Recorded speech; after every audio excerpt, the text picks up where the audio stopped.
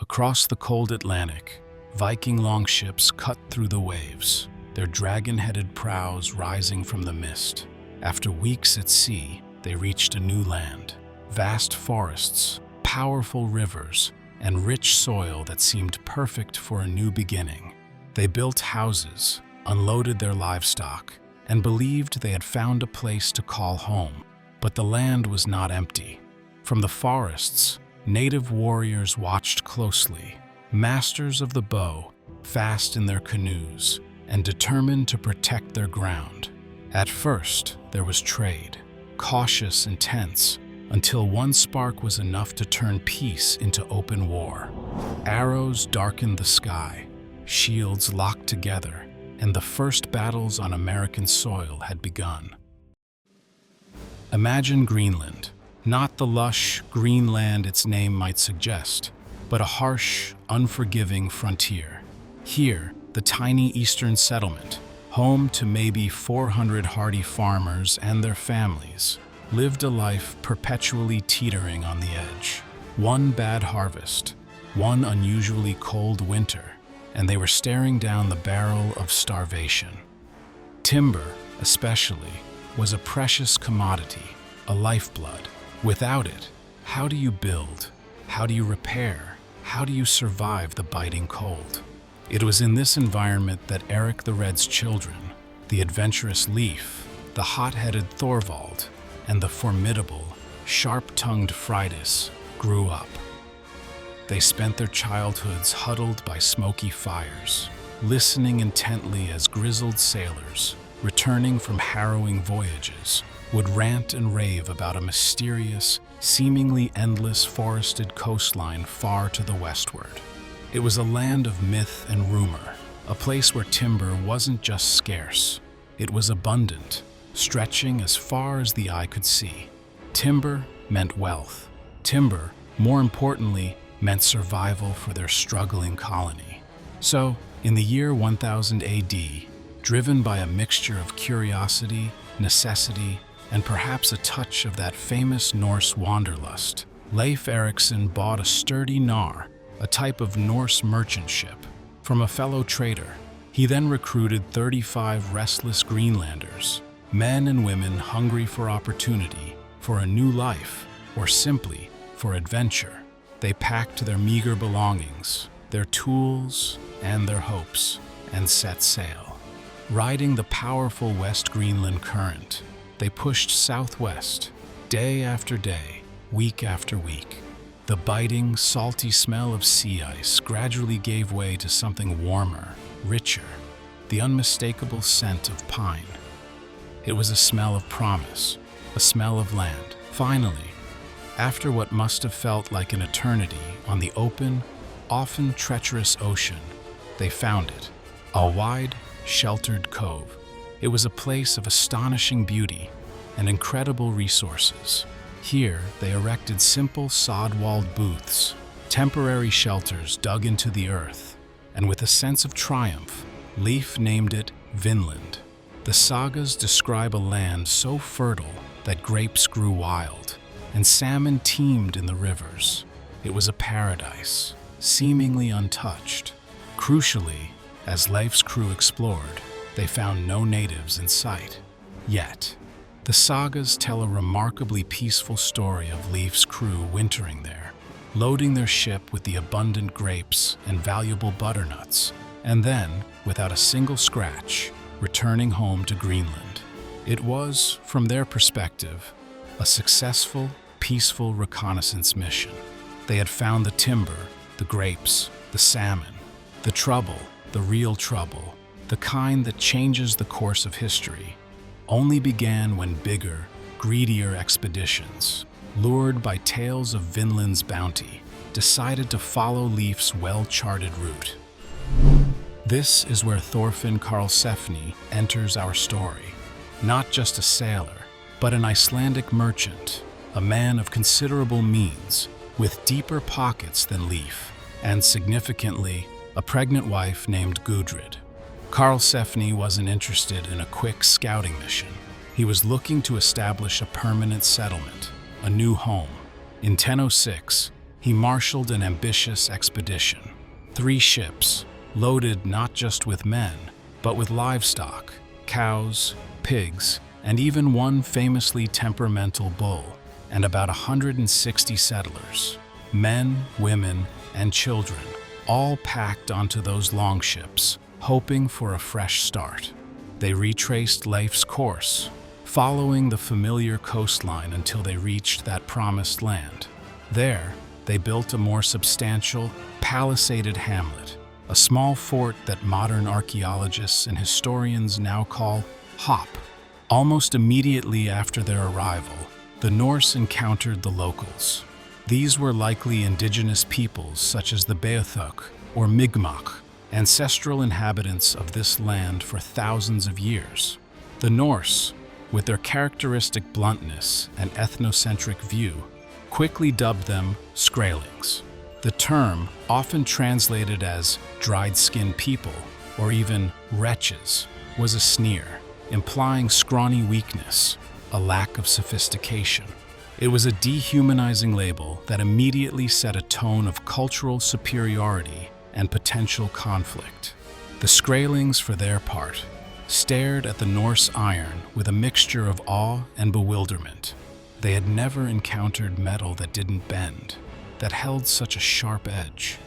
Their tools were of stone, bone, and wood, effective for their needs, but vastly different from the hard, unforgiving iron wielded by these newcomers. A tentative, curious barter began. It was a dance of gestures, a wary exchange of goods. A handful of vibrant red cloth, a color likely dazzlingly new to the indigenous people, might be traded for a stack of valuable fox furs. A cup of fresh, creamy milk from the Norse cows, an utterly alien substance, could be exchanged for a stack of sleek, warm hides. Both sides, keenly aware of the novelty and potential danger of the encounter, kept their weapons visible but carefully lowered. It was a fragile peace, a thin veneer of diplomacy over a simmering cultural chasm. A Viking axeman, perhaps puffed up with bravado or simply ignorant of the power dynamics at play, bragged that the Skraelings scattered like chickens when he merely brandished his gleaming steel axe. He saw fear. They likely saw a deeply unsettling, aggressive display. Meanwhile, the native archers, subtle and observant, tested the range of their bows. They'd loose arrows into driftwood stumps, letting them thump harmlessly into the wood just a few paces from the Norse camp. Was it a demonstration of skill? A warning? A quiet assertion of their own power? It was trade, yes, a fascinating, unprecedented exchange of cultures and goods. But the ledger, the balance of power and potential conflict, was already poised on a hair trigger, waiting for the slightest nudge to plunge into chaos. And what was that trigger? The sagas, those ancient Norse chronicles, lay the blame squarely on a bull. Not a Viking warrior, not a native chieftain, but a single, ill-tempered, bewildered bull. One spring morning, this huge, powerful beast, one of the precious few brought across the ocean, somehow escaped its pen. Terrified and disoriented in this strange new land, it thundered through a nearby Skraeling camp, a whirlwind of muscle and fear. In its panicked rampage, it gored a dog, perhaps a beloved hunting companion, leaving it dying or dead. For the locals, this wasn't an accident. It was a deliberate, brutal attack, a violation of their space and their peace. It was an act of aggression that could not, would not, go unpunished. Days later, the retaliation arrived. 30 skin canoes, sleek and silent, rounded the headland at sunrise, cutting through the morning mist like vengeful spirits. The air was suddenly thick with arrows, their flint and bone tips thumping against Norse shields, painted with the ravens and crosses of their distant homeland. The Vikings, seasoned warriors, quickly formed a tight shield wall, a defensive tactic perfected on the battlefields of Europe. They managed to beat back this initial assault, capturing 3 canoes in the process. It was a victory, but a costly one, a clear signal that the tentative peace was shattered. Just a week after that first clash, 9 Skraeling scouts, silent as shadows, crept near the palisade of Hop under the cover of night. They were likely observing, planning, assessing the Norse defenses, but they were spotted. Thorvald Ericsson, Leif's brother, a man whose sagas paint him as war-hungry and quick to action, saw his chance. He led a swift, brutal raid on the sleeping men, who lay vulnerable under their upturned canoes. 8 throats were opened to the unforgiving edge of his sea-axe, a short, heavy Viking sword, before a single, perfectly aimed arrow, tipped with honed quartz, punched under his armpit and lodged deep in his chest. It was a fatal blow, a precise act of retribution. The Vikings, reeling from the sudden loss of their leader, retreated, carrying their mortally wounded chieftain back to their camp. According to the poignant account in the saga of the Greenlanders, Thorvald, as his life ebbed away, gasped out his final, prophetic words.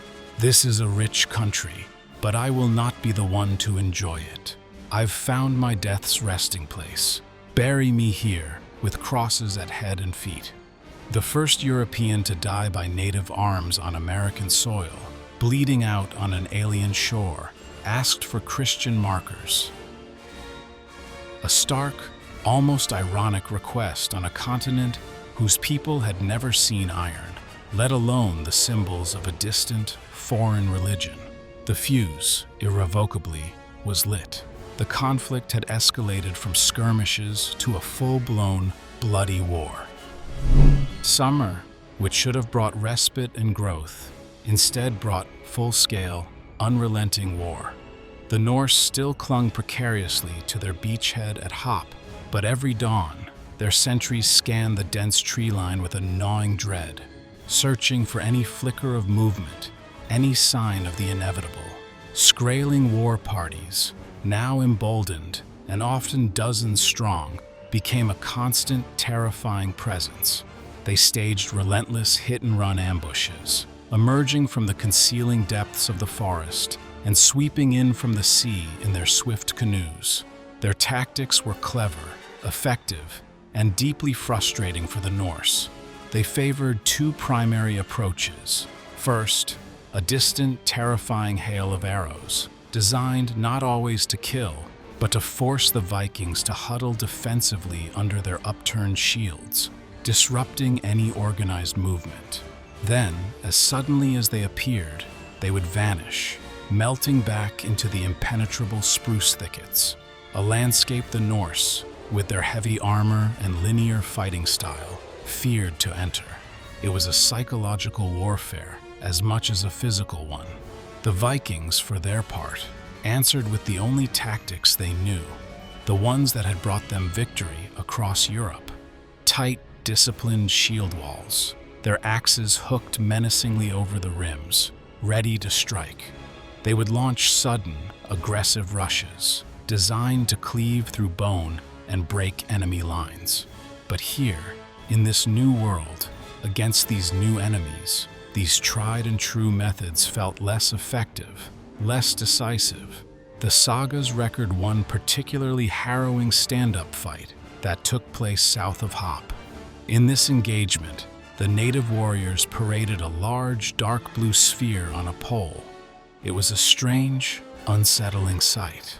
When they spun it, this enigmatic object roared, a deep, guttural sound described as being like a tortured dragon. Modern historians speculate it might have been a large, inflated animal bladder, perhaps filled with pebbles, designed as a psychological weapon. Whatever it was, the effect was profound. Viking morale, already stretched thin by the constant pressure, visibly wavered. Many of the men, superstitious and unnerved by the alien sound, began to falter, their resolve crumbling. It was in this desperate moment that Freydis Ericsson, Eric the Red's daughter, stepped forward, embodying the fierce, unyielding spirit of a true Norse woman. Despite being 9 months pregnant, her belly swollen with new life, she charged the wavering Norse line. Bare-armed, her hair wild, she snatched up a fallen warrior's sword, smacked its flat blade against her own bare breasts, and let out a primal, blood-curdling scream. The Skraelings, utterly stunned by this apparent madness, this raw, ferocious display from a heavily pregnant woman, hesitated. It was a crucial, agonizing heartbeat of confusion. In that precious moment, the Norse line, shamed and galvanized by Freydis' incredible courage, crashed forward. Iron axes, heavy and sharp, split cedar shields. Obsidian-tipped spears, wickedly sharp, scraped against mail links, seeking gaps in the armor. Dead fell on both sides, a grim tally of the clash of worlds, but numbers told.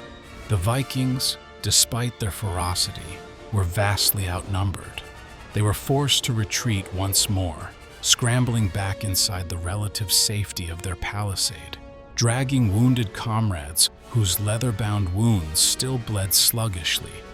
Through the gaps in their clothing, the Skraelings, having made their point, vanished into the gathering dusk, leaving behind a silence far more unnerving, more ominous than any battle cries. And what of the physical evidence? Archaeology at Lance o' Meadows, the site widely believed to be Vinland, tells its own stark tale. Excavations have revealed a distinct blackened layer, irrefutable proof that someone burned buildings soon after their construction.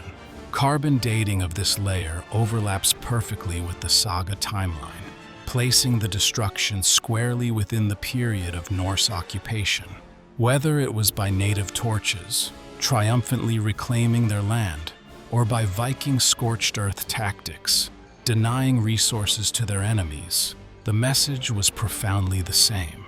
No one here, neither invader nor defender, would surrender quietly. This land was contested, and the price of staying was proving far too high. Thorfinn Karlsefni, a pragmatic merchant at heart, was a man who understood numbers, and the math, as he weighed it, was grim. His ambitious band of settlers, which had started with a hopeful 160 souls, had dwindled significantly. Disease, the constant draining skirmishes, and the perilous nature of childbirth in a hostile wilderness had trimmed their numbers to barely 100. Every lost life, every wounded warrior, was a devastating blow to their already precarious foothold. Reinforcements, a logistical nightmare. It would require a perilous 2,000-kilometer sail back to Greenland, then another 1,000 kilometers or more to Iceland or Norway. And even if they could get them, how many would survive the journey, and for what? The pressure was relentless. Every tide, it seemed, brought more canoes, more watchful eyes, more arrows. The Norse could, and often did, win stand-up battles, their superior weaponry and fighting formations proving effective in direct confrontation. But they simply could not hold ground. They couldn't patrol every inch of the vast, wild coastline, couldn't guard every tree, every fishing ground, without constant, exhausting vigilance. The Skraelings, with their intimate knowledge of the terrain and their mastery of hit-and-run tactics, were slowly bleeding the Norse white, wearing them down, chipping away at their numbers and their morale. The final straw, the ultimate symbol of their futility, came after a fortnight of nightly arrow buzz, a constant, nerve-wracking reminder of their vulnerability. A Skraeling champion, bold and defiant, paddled his canoe within shouting distance of the palisade. With a powerful, contemptuous gesture, he hurled an intact Viking sword onto the beach. It wasn't an act of surrender, it was an act of profound, chilling defiance. The taunt was clear, unmistakable. Your prized iron, your symbol of power, means nothing here. "We can take it from you. We don't fear it." It was a psychological blow, a declaration that the Norse technological advantage was moot in the face of relentless, indigenous resistance. Karl Sefni, weary and burdened by the weight of his dwindling colony, consulted with his captains. The saga of Eric the Red records his somber, decisive verdict, a statement that echoes with the painful truth of their situation. "Although the land seems good to us, we will always live in dread of those who inhabit it. Let us away." There was no glory in this decision, only stark realism.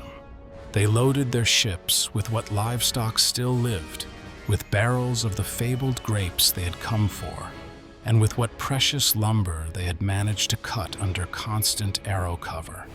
When the last longship, its dragon prow facing homeward, finally slipped beyond the headland, disappearing into the vastness of the Atlantic, the Skraelings watched from the shore. Their shields were stacked, their bows unstrung, their arrows unloosed. They had won. Europe's first audacious attempt at an American colony, born of ambition and necessity, had lasted perhaps 3 short, brutal years. It would never be retried. The continent, for another 4 centuries, remained firmly in the hands of its original stewards. So, who truly won the first European native war in America? The scoreboard, when you look at it without the romantic filters of history, is plain, stark, and utterly unambiguous.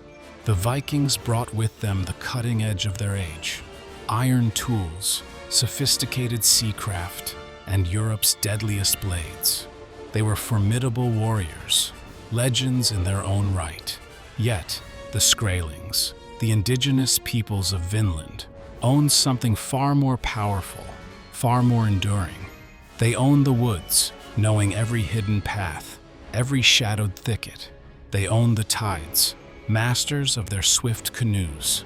And, perhaps most crucially, they owned the patience, the sheer, unyielding will to bleed an invader white, to deny them any lasting peace.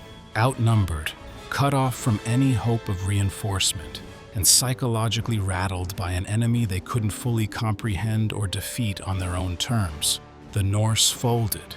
Their retreat, though perhaps framed as a strategic withdrawal, was undeniably a defeat. It left the vast, rich continent to its original stewards for another 4 long, undisturbed centuries. When you walk the quiet, peat paths of Lawns o' Meadows today, the wind whispering through the grasses, you stand on truly hallowed ground. You stand precisely where axes met arrows, where 2 vastly different worlds, each with its own history, its own laws, its own gods, discovered with brutal clarity that they simply could not share a beach, not without a fight to the bitter end. The sod walls of their temporary booths are long gone, reclaimed by the earth, but the bog still occasionally coughs up iron rivets, remnants of those Viking ships and broken arrowheads, mute, poignant witnesses to a forgotten war that, for too long, never even made it into a school textbook. Remember Thorvald, bleeding out under his hastily planted stone crosses. Remember Freydis, a pregnant warrior, beating steel on her own skin, defying fear itself. And most importantly, remember the Skraelings, the true victors, who simply refused to lose their home. And if you ever find yourself thinking that history is somehow inevitable, that the powerful always prevail, then just think of those Vikings, sailing home, their mail-clad legs perhaps a little less swaggering, because the locals, the true owners of the land, refused to be conquered. They fought, they resisted, and they won.